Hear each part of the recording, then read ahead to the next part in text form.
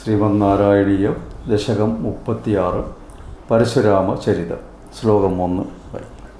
അത്രേ പുത്രതയാ പുരത്വം അനസൂയയായാം ഹിതത്വാഭിദോ ജാതശിഷ്യനിബന്ധതന്ത്രിതമനാ ശോസ്തശ്ചരൻ കാന്തയാ ദൃഷ്ടോ ഭക്തതമേന ഹേഹയമഹീ പാലേന തസ്മൈ വരാ അഷ്ടൈശ്വര്യമുഖാൻ പ്രദായ ദദിത സ്വേനൈവ ചാന്ദേവതം. മഹാവിഷ്ണുവിൻ്റെ പരശുരാമാവതാരത്തെപ്പറ്റി ചുരുക്കി പറയുകയാണ്. മഹാവിഷ്ണു ദത്താത്രേയൻ എന്ന പേരിൽ അത്രി മഹർഷിയുടെയും അനസൂയാദേവിയുടെയും മകനായി അവതരിച്ചു.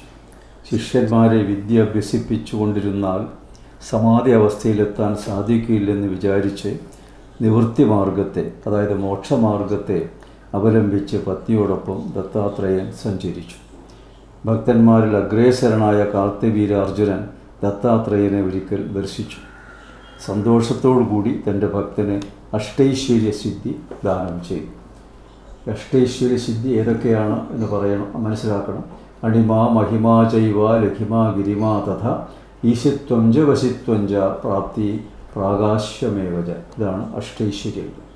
ഒടുവിൽ തൻ്റെ കൈകൾ കൊണ്ട് തന്നെ മരിക്കുവാനുള്ള വരവും ദത്താത്രേയ മഹർഷി കാർത്തവീര്യാർജുനന് നൽകുകയും ചെയ്തു.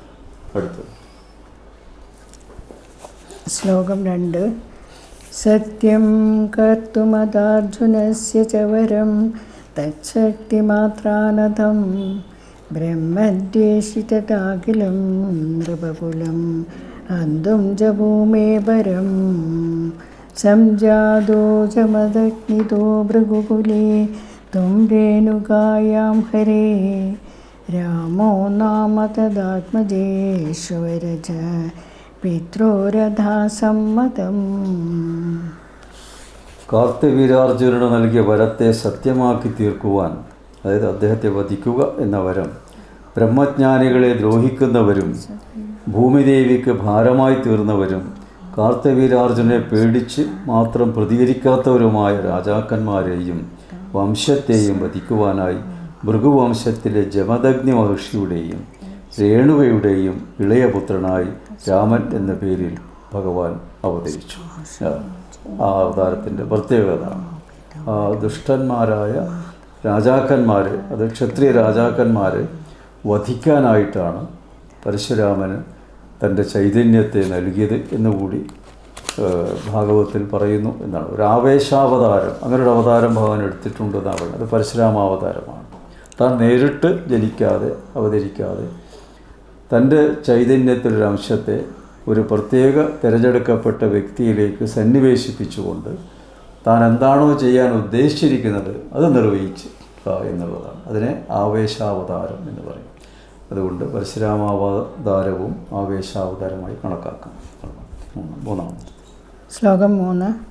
ലബ്ധാംനായ ഗണചതുർദശവയ ഗന്ധർവരാജേമന ആസക്താം കില മാതരം പ്രതിപിധോ ക്രോധാകുലസ്യാഗ്നയാ താദാഗ്നാദികസോദരേ സമമിമാം ചിത്വാദശാന്താത്പിതോ ദോഷാം ജീവനയോഗമാവിധവരം മാതാചതേ തദ്വരാൻ. 14 വയസ്സാകുമ്പോഴേക്കും വേദങ്ങളെല്ലാം രാമൻ ഹൃദിസ്ഥമാക്കി. ഒരിക്കൽ ഗന്ധർവരാജനായ ചിത്രരഥനിൽ അല്പം പ്രിയം തോന്നിയ അമ്മയെ കോപിഷ്ഠനായ പിതാവ്, അതായത് ജമദഗ്നി, ജ്യേഷ്ഠസഹോദരന്മാരോട് വധിക്കുവാൻ ആജ്ഞാപിച്ചു. പക്ഷേ അവരാരും അമ്മയെ കൊല്ലാൻ തയ്യാറായില്ല. പിന്നീട് രാമനോട് അമ്മയെയും മൂത്ത സഹോദരന്മാരെയും വധിക്കുവാൻ ആജ്ഞാപിച്ചു. അച്ഛൻ്റെ വാക്ക് ലംഘിക്കുന്നത് പാപമാണെന്നറിയാവുന്ന രാമൻ മൂത്ത സഹോദരന്മാരെയും അമ്മയെയും വധിച്ചു. സന്തുഷ്ടനായ ജമദഗ്നി മകനോട് ഇഷ്ടമുള്ള വരം ആവശ്യപ്പെടുവാൻ പറഞ്ഞു. അമ്മയെയും സഹോദരന്മാരെയും ജീവിപ്പിക്കണമെന്നാണ് അച്ഛനോട് രാമൻ വരമായി ആവശ്യപ്പെട്ടത്. അച്ഛൻ ആവശ്യപ്പെട്ട വരം രാമന് നൽകി. അമ്മയും സഹോദരന്മാരും ജീവനോടെ എഴുന്നേറ്റപ്പോൾ ജമദഗ്നിക്കും രാമനും സന്തോഷമായി. അച്ഛനമ്മമാരുടെ വാക്ക് പാലിക്കുക എന്നുള്ളത് പുത്രനും പുത്രികളുടെയും ധർമ്മമാണ്. അത് ചോദ്യം ചെയ്യാനോ അതിനെതിരായിട്ട് നടത്തുവാനോ പാടില്ല. അതാണ് എന്ന് കാണിക്കാനാണ് അച്ഛൻ പറഞ്ഞപ്പോൾ സഹോദരന്മാരെയും അമ്മയെയും വധിച്ചത്. പക്ഷേ സന്തുഷ്ടനായ അച്ഛന് എന്താണ് അച്ഛൻ പറയാൻ പോകുന്നത് ശ്രദ്ധിച്ചു. അപ്പോഴാണ് നിനക്ക് എന്ത് വരം വേണം, ഞാൻ പറഞ്ഞതുപോലെ നീ ചെയ്തുവല്ലോ എന്നുള്ളത്. ഉടനെ രാമൻ പറഞ്ഞു, ഞാൻ വധിച്ചവരെ മുഴുവനും ജീവിപ്പിക്കണം. ഉടനെ അത് സാധിച്ചത്. അപ്പോൾ അതൊക്കെ നമ്മുടെ സമൂഹത്തിലെ ജീവിതത്തിലെ പ്രധാനപ്പെട്ട ചില കാര്യങ്ങൾ ഈ രൂപത്തിൽ നമ്മുടെ മുമ്പിൽ അവതരിപ്പിക്കുകയാണ് ചെയ്യുന്നത്. ശ്ലോകം 4. പിത്രാമാതൃമുദേസ്തവ ഹൃദവിയ ദേനോ നിജാദാശ്രമാ പ്രസ്ഥായാത ഭൃഗോ ഗിരാ ഹിമഗിരാ വാരാദ്യ ഗൗരീപതിം ലബ്ധ്വാ തത്പരശും തദുക്തദനുജ ചേതി മഹാസ്ത്രാദികം പ്രാപ്തോ മിത്രമദാകൃതവൃണമുനിം പ്രാപ്യാഗമസ്വാശ്രമം. അവിടെ ഒരു പ്രത്യേകമായൊരു സംഭവം നടക്കുകയാണ്. തൻ്റെ പത്നിയായ രേണുകയുടെ സന്തോഷത്തിനായി ജമദഗ്നി മഹർഷി ധ്യാനിച്ച് ദേവന്മാരുടെ പശുവായ കാമധേനുവിനെ ആശ്രമത്തിലേക്ക് ആനയിച്ചു കൊണ്ടുവന്ന് പരിപാലിച്ചു.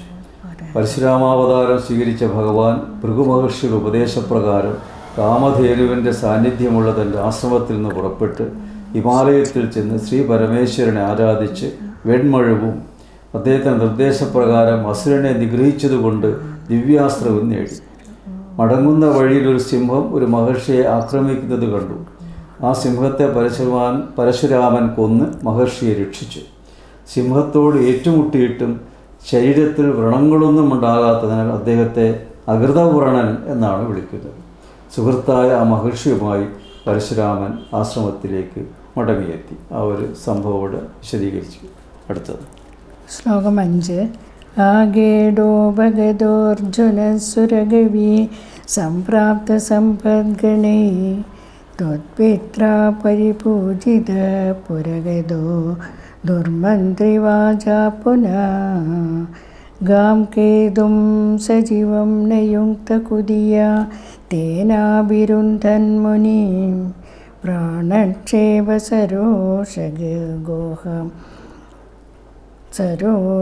സരോഷഗോഹദചമൂം ചക്രേണ വത്സോഹൃത.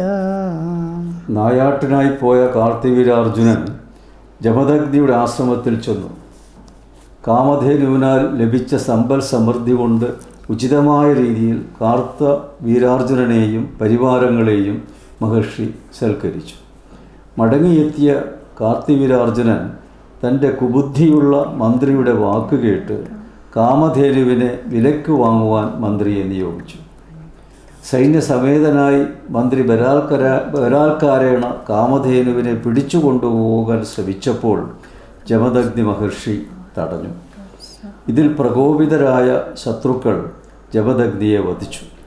ഈ സന്ദർഭത്തിൽ കാമധേനു കോപിച്ച് ശത്രു സൈന്യത്തെ മുഴുവനും നശിപ്പിച്ച് മന്ത്രിയെ ഒറ്റപ്പെടുത്തി. എങ്കിലും ദുഷ്ടനായ മന്ത്രി കാമധേനുവിനെ അപഹരിച്ചു. അതായത് മറ്റുള്ളവരുടെ ഐശ്വര്യത്തിൽ അസൂയ ഉള്ള ആളുകൾ അങ്ങനെയാണല്ലോ ചെയ്യുക. എന്തുകൊണ്ടാണ് ഐശ്വര്യമുണ്ടാകുന്നതെന്ന് മനസ്സിലാക്കി അതിനെ ഇല്ലാതാക്കാനുള്ള ശ്രമമായിരിക്കും പിന്നെ അവരുടെ മനസ്സിലുണ്ടാവുക. ദുഷ്ടന്മാരുടെ മനസ്സെങ്ങനെയാണ് പ്രവർത്തിക്കുക, എപ്പോഴും ഒരു നെഗറ്റീവായിരിക്കും.